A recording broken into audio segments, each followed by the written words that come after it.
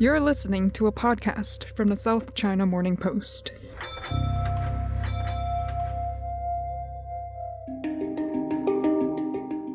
Two weeks ago, we brought you a short series on the developments in artificial intelligence and generative AI, best known as ChatGPT.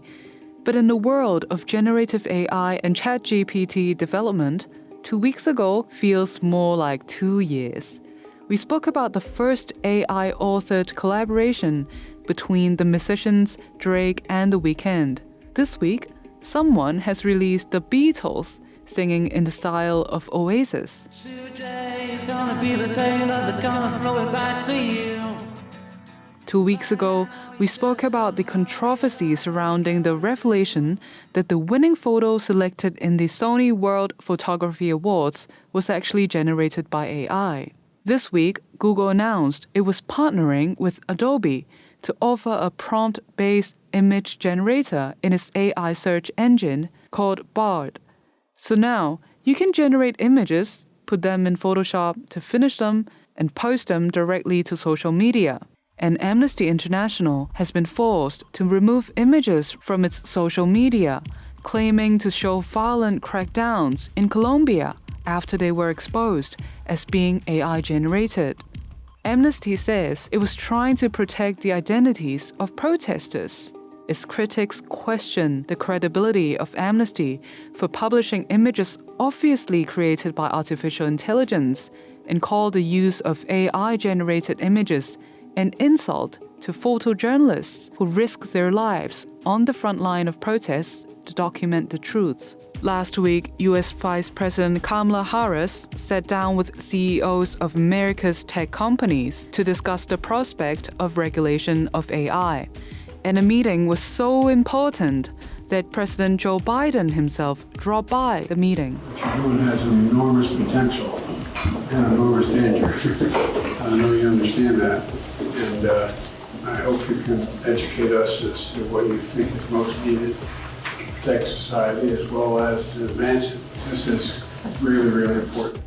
This week in mainland China, the very first criminal arrest was made over the use of ChatGPT to generate fake news. Hello and welcome to the Inside China podcast. My name is Chik. I'm a reporter for the South China Morning Post here in Hong Kong. In our previous episode on AI, we discussed a man in Shanghai who brought to life his late grandmother by creating an AI version of her face and voice. Many people around the world have been creating machine learning altered videos and audios for years. There's videos of celebrities like Tom Cruise. Hey, listen up, sports and TikTok fans. If you like what you're seeing, just wait till what's coming next. Former U.S. President Richard Nixon. Fate has ordained that the men who went to the moon to explore in peace will stay on the moon to rest in peace. Current U.S. President Joe Biden. I may be 80 years old and I may have a few drops of dementia here and there, but I'm sharper than a steel blade and vibrant enough to outsmart the best tech geniuses around. As well as North Korean dictator Kim Jong-un. It's not hard for democracy to collapse. All you have to do is nothing. But this technology is also being used for a more nefarious reason. They're using it to scam people. The criminals are really capitalizing on artificial intelligence, and one way they're doing it is through voice cloning. Voice cloning isn't a new concept, but it's becoming more accessible, accurate, and easier to use thanks to AI. As attackers get more familiar with these technologies, what they can do with it, how to operate them, we are going to see an increase in scam attacks. You know, we see malicious intrusions all the time. I would only expect that to become worse of a problem than it is now. Scammers have reportedly been using AI to clone the voices of family members to trick their victims into sending them money. This means they're crafting messages that tailor to each victim, making them appear much more genuine. When I first heard my daughter's voice, it was my daughter's voice. It convinced me that that was her. In America, imposter scams were the most commonly reported fraud in 2022, with losses adding up to $2.6 billion. Here in Hong Kong, scams conducted in 2022 through online chats, phone calls, and text messages have swindled people out of 4.8 billion Hong Kong dollars. That's roughly $600 million, and a threefold surge over the past decade. But with generative AI tools now in the hands of the public, these scams are going to be even harder to detect.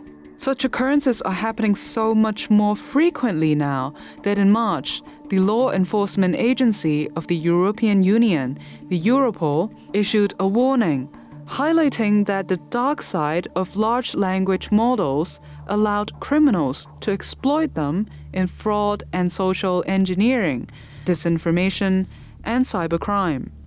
And last month in April, the U.S. Federal Trade Commission said they would pursue companies who misuse AI to violate laws against discrimination or use it to be deceptive.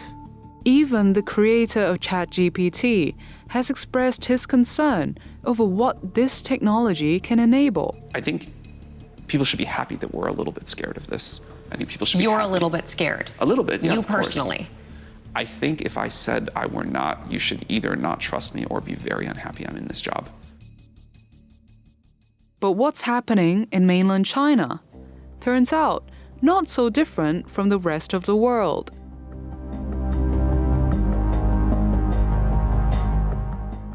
Back in 2021, criminals in Hefei City had pulled photos from the internet to create machine-altered videos, otherwise known as deepfakes, to lure victims to illegally sign up for Alipay accounts. These fake videos were shockingly real. Their eyes are blinking, their mouths are opening when they're speaking, and they're frowning with all kinds of expressions. One man who reported to the police said he was scammed nearly 50,000 yuan, equivalent to around $7,000. But one thing that sets China apart from the US and the EU, it's its regulation on AI. In China, distributing deepfakes without disclosure has been considered a criminal offense since 2020. But more recently, in January this year, Chinese authorities added more layers to that regulation by imposing new rules on the creation, dissemination, and labeling of deepfakes. Here's an AI reading out what the Cyberspace Administration of China said in a statement. In recent years, deep synthesis technology has developed rapidly. While serving user needs and improving user experience, it has also been used by some unscrupulous people to produce, copy, publish, and disseminate illegal and harmful information, to slander and belittle others' reputation and honor, and to counterfeit others' identities. Let's find out more from my colleague William Zheng, who reported on the first arrest for the criminal use of ChatGPT in China this week. William Zheng is a senior correspondent on our China desk. Hello, William. Hi, Holly. Let me just clarify at the start here, William. ChatGPT is and always has been banned in mainland China, but it looks like the first person in the world to be charged with using ChatGPT to spread fake news is from Gansu province in the northern part of China. Is that right? There are some clarifications now we got to make. ChatGPT is not open for mainland China's IP address and Hong Kong IP address. So it was not that China banned the ChatGPT, but internet-savvy guys can always use a VPN services. There are plenty of ways to work around it. And I've seen many mainland China friends and the Hong Kong friends using that without much of a problem. So let me just recap here is the OpenAI that didn't offer the service to mainland China and Hong Kong users. So William, can you take us through the story? What happened in this fake news story? This story actually allows us to take a peek into China's not so glamorous side of China's internet. How do they make money? In fact, let me set the record straight. Number one, he is not charged because he used ChatGPT. All right. He is charged because he used ChatGPT to conveniently generate multiple versions of fake news and he posted online.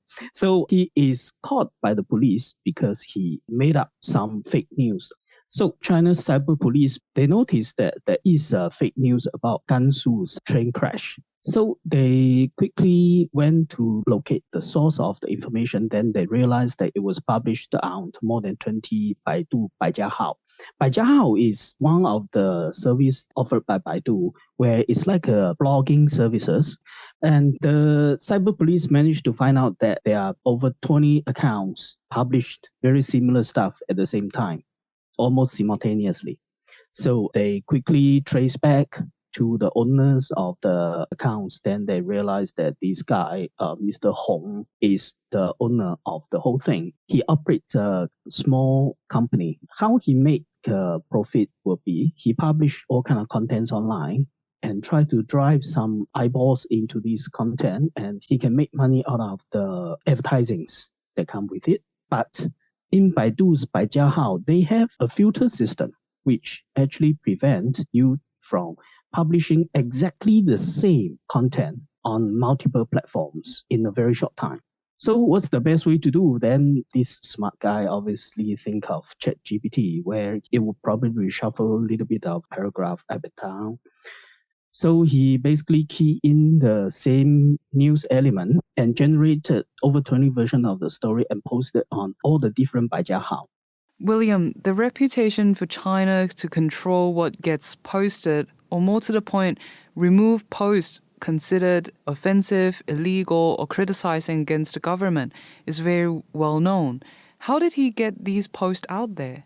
I think people having a very exaggerated thinking about how China controls its internet. It's like just one man in a super high-tech room. Whenever there is undesirable content coming in, he will send the Autobot to just like eliminate it in the fraction of a second. It's not that way. It's actually far less high-tech than what we are thinking of. Of course, the machine will sieve around. If you have any typical sensitive words that's already in the sensitive word list, the machine will automatically purge it. However, a fake story of train crash is not really politically sensitive. It's largely been regarded as just a social news or accident. So it can really easily pass the sensitive word filter. So it's not really surprising. However, once something starts to gain traction, the cyber police will come over to take another look, whether this information is authentic or not. So those are the more labor-intensive jobs. I think the cyber police managed to pick it up through their regular kind of checking on what's trending. So, William, was this man charged under the new proposed laws for AI chatbots? Ironically, no. He is actually charged with something that's very old and notoriously known to many of the foreign reporters, called picking quarrels and provoking trouble. This is a very old charge in China, which has been China's criminal code for decades. It's only in 2013 the Chinese authorities managed to extend it to cover people have posted and spread fake news or rumors online. William, it's very fascinating that the first official arrest based on abusing ChatGPT actually came from mainland China. We'll continue to follow your stories and obviously also from my colleagues on the China desk on scmp.com. Thank you very much. Yeah, let's keep our eyes peeled.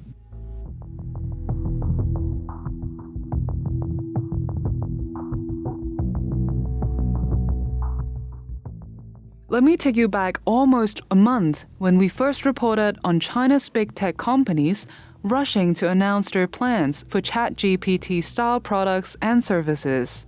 There was the announcement of our parent company, Alibaba, and its chatbot product known as 通一千问, which translates as truth from 1,000 questions.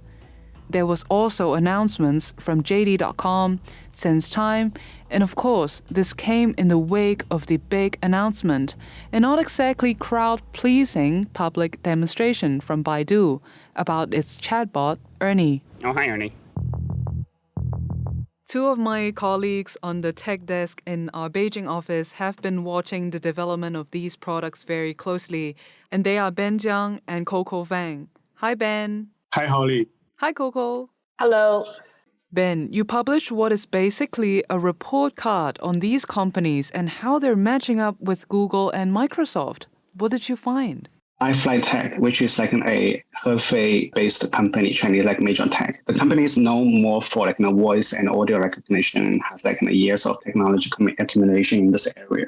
The company last Saturday announced like its ChatGPT like challenger called SparkDesk. So what's interesting with this announcement is like now the company's chairman, Feng, he said SparkDesk will be able to catch up with ChatGPT's English capacity by end of October and surpass ChatGPT's Chinese capacity by end of October. So making like the company the first major Chinese tech companies to with such a claim.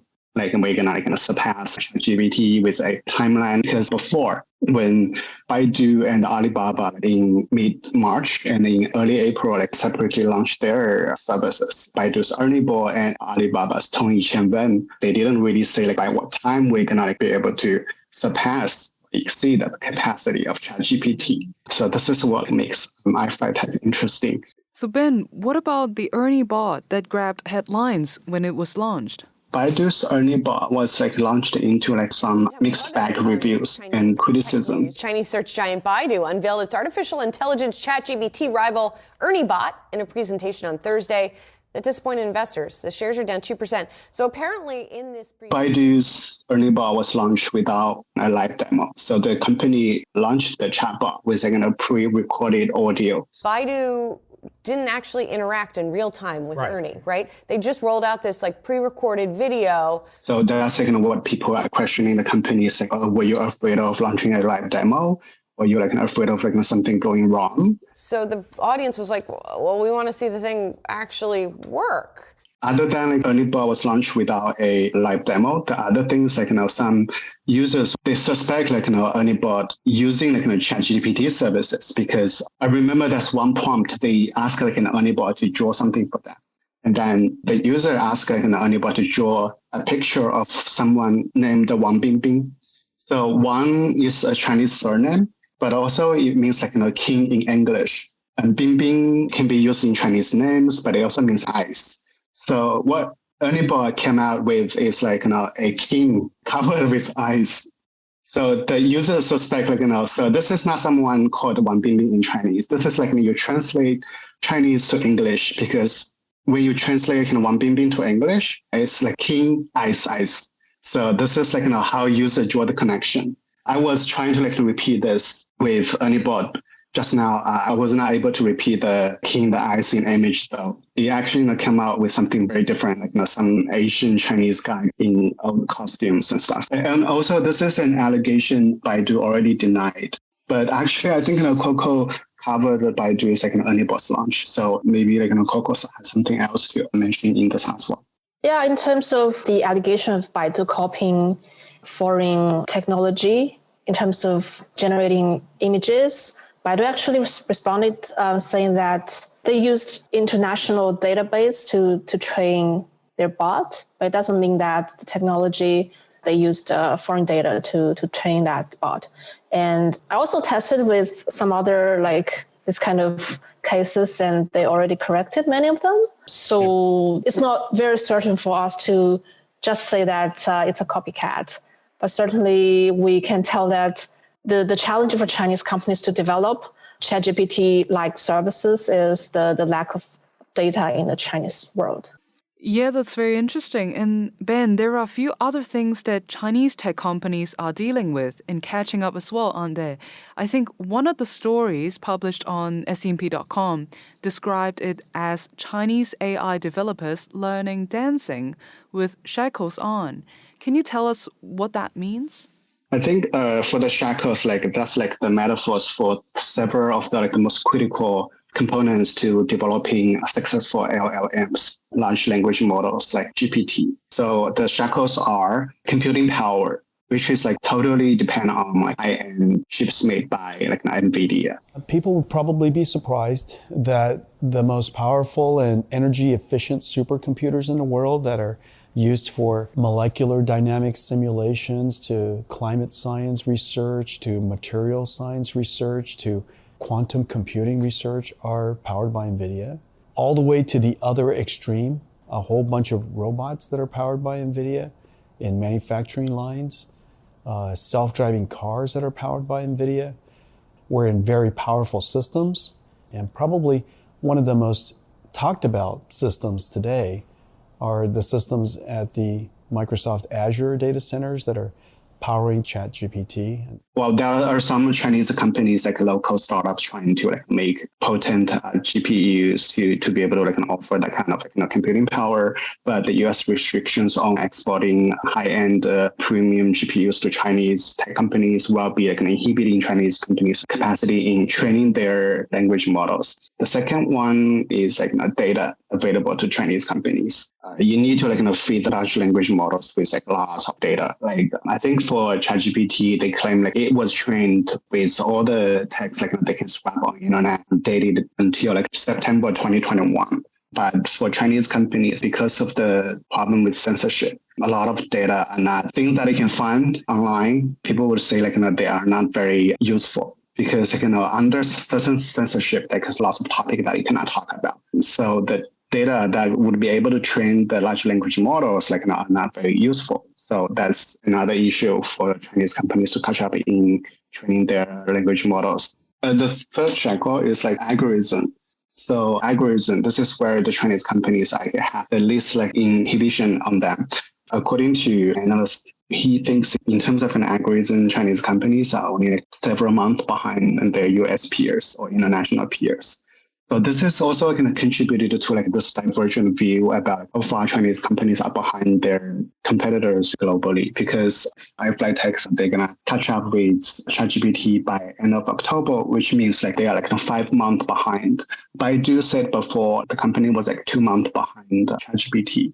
And there's a leaked memo, an AI expert from Alibaba Damo Academy. So Damo Academy was responsible for developing Alibaba's large language model, Tongyi Qianwen. So the AI expert, his personal view is like Tongyi Qianwen, Alibaba's large language model, was like 1.5 years behind ChatGPT. So we have like anywhere from 2 months and 1.5 years. And some other AI experts in China say Chinese major large language models are like 2 and 3 years behind ChatGPT. So we have like all this different like divergent view, just because like the three critical components to like building a successful LLMs, Chinese companies are not very like evenly developed on those three factors. Ben, what's on your radar right now? Like what you're looking for? So I got like very fixed by iFlyTex claim like they're gonna surpass ChatGPT by October end, and I was trying to like look up information in that regard. So there's a benchmark test called Super Clue. It's like a benchmark for foundation models in Chinese. So according to their test, iFlyTex actually was ranked right behind GPT 3.5. So on top of their list is like human intelligence, of course, and then second is like GPT-4, and then third is like GPT 3.5. So the third is like Spark Desk. So I was wondering like what's their benchmarks, like what are their like measurements to like rank like iFlyTex so high. So I was thinking about just like reaching out to them and to ask about them about this. So I'm trying to figure out why they rank like iFlyTex, Spark Desk. So. Ben, we'll be keeping a close eye on what you're reporting and look for your latest stories on scmp.com. Thanks for the update. Thanks.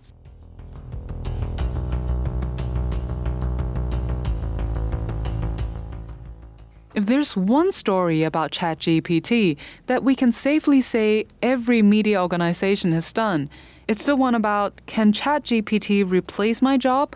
This is not a new concept. In fact, one of the pioneers and deep thinkers about artificial intelligence is a Taiwanese computer scientist, Kai-Fu Lee, who was the founding director of Microsoft Research Asia and the president of Google China. but also the author of 2 must-read books about artificial intelligence in the past few years. The first one is titled AI Superpowers, China, Silicon Valley, and the New World Order. His latest is a book called AI 2041, in which he partners with science fiction writer Chen Xiaofan to visualize 10 future scenarios of a world where artificial intelligence is fully embedded in our society, including what's going to happen to global employment. Of course, we used an AI text-to-voice generator to read from his book. Here's what it says on page 344. Artificial intelligence can perform many tasks better than people can, at essentially zero cost. This simple fact is poised to generate tremendous economic value but also to cause unprecedented job displacement, a wave of disruption that will hit blue and white-collar workers alike. He then gives an example of how this would affect one particular type of job, underwriting loans. While a human underwriter will look at only a handful of measures when deciding whether to approve your insurance application, an AI algorithm could take in thousands of variables, ranging from public records, your purchases, your healthcare records, and what apps and devices you use in milliseconds and come up with a more accurate assessment of your application.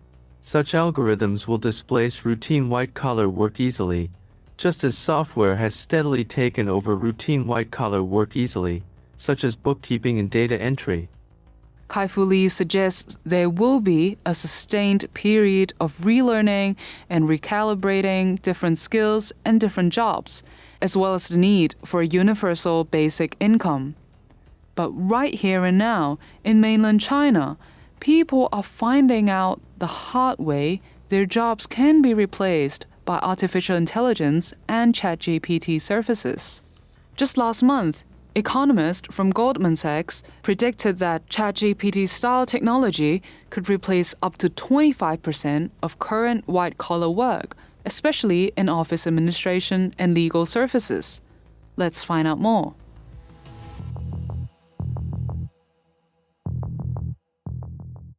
We've heard from Kai-Fu Lee talking about the disruption coming to white-collar jobs. Coco, you've picked up on the disruption to one particular white-collar job in China.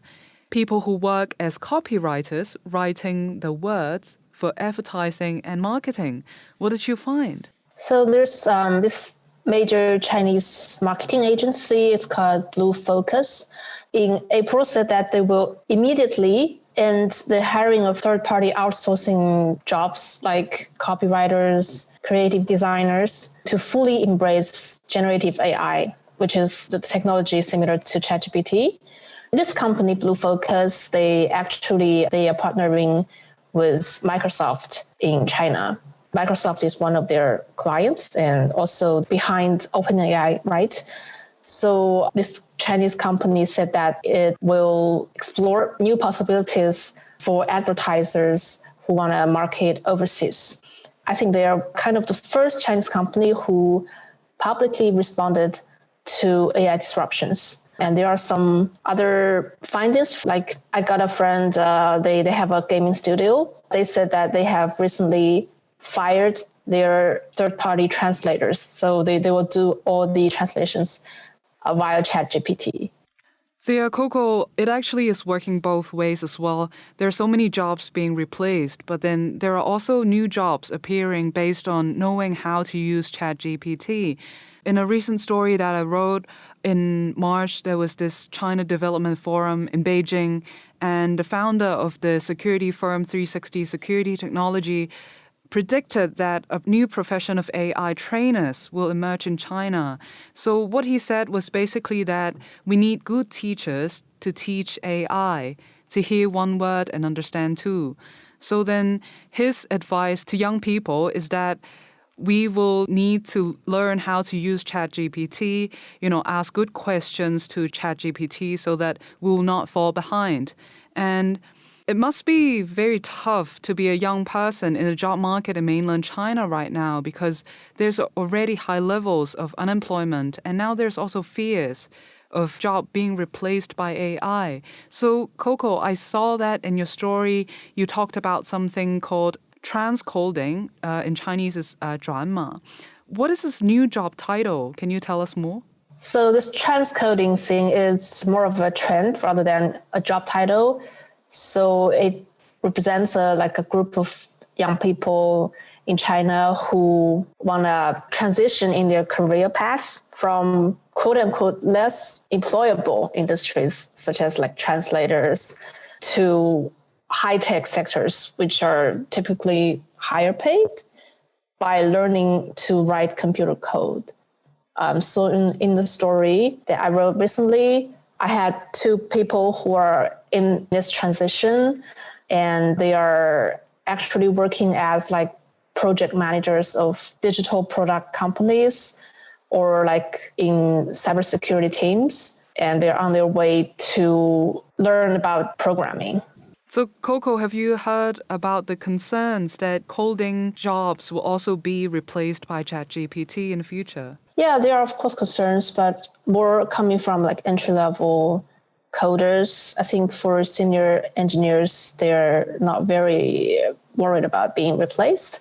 Like the two people that interviewed in my story about transcoding, they also are not going to become pure coders. What they want to do is something about programming, but they also want a human interaction. So there's one person that her dream job is just to become a project manager of digital products. Well, Coco, as we transition into this AI ChatGPT world, are you hearing from the industry about potential support or policies from the government to help ease the transition into this new world?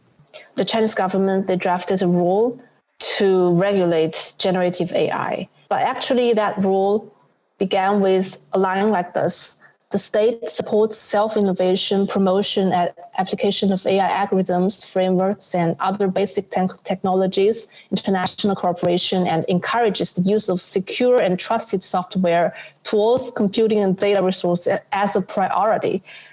So I think the regulation put this technology as a priority before it wants to regulate it.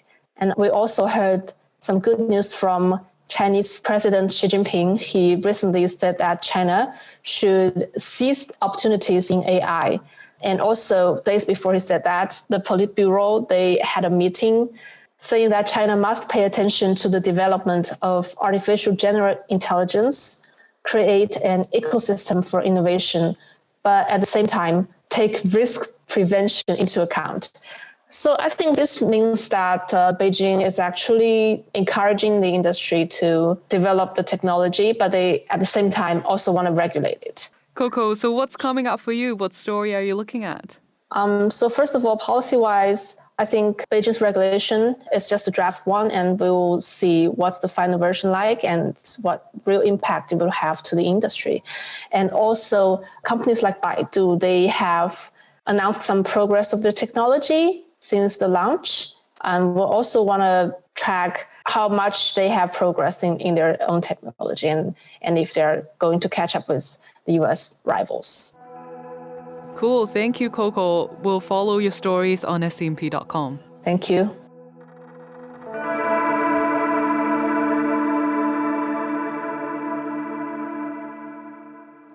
We're expecting the Cyberspace Administration of China to make its final recommendations on laws governing the use of generative AI sometime in the coming weeks and months. And of course, if you want to find out more about the details of that and how it compares to the regulations being proposed by Europe and the US, do go back and check in with our previous episode on the topic. The interview with Matt Sheehan, one of the world-leading researchers in China technology, is a great way of understanding how it all works. That episode is called Who Makes the Rules for AI Chatbots? Until then, I guess we'll wait and see what crazy new developments come from people developing ChatGPT. In fact, as I've been recording this, Google has announced that it is rolling out its new AI search results for people using Google in the US. All the new developments and all the latest news are always to be found on scmp.com. My name is Chik. Bye for now.